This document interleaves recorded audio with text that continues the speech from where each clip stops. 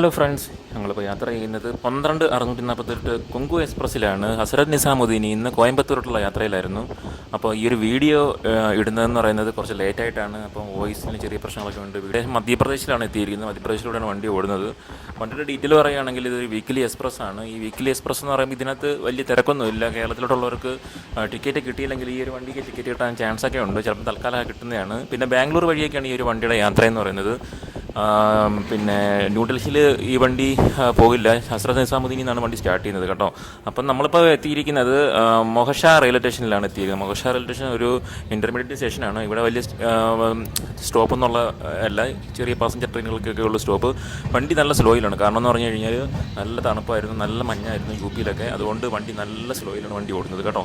അപ്പം ഈ ഒരു വണ്ടി അത്യാവശ്യം നല്ല നീറ്റ് ആൻഡ് ക്ലീൻ ആക്കിയാണ് വണ്ടി. നല്ല എനിക്ക് ഇഷ്ടപ്പെട്ട ഒരു വണ്ടിയാണ് കേട്ടോ. വീക്കിലി എക്സ്പ്രസ് ആണെങ്കിൽ സൂപ്പർ ഫാസ്റ്റ് വണ്ടിയാണ് ഇത്. സൂപ്പർ ഫാസ്റ്റ് വണ്ടിയാണെങ്കിലും നല്ല നീറ്റ് ആൻഡ് ക്ലീൻ ആണ്. കേരള എക്സ്പ്രസ്സിനെ അപേക്ഷിച്ച് ഈ ഒരു വണ്ടി സൂപ്പറാണ്.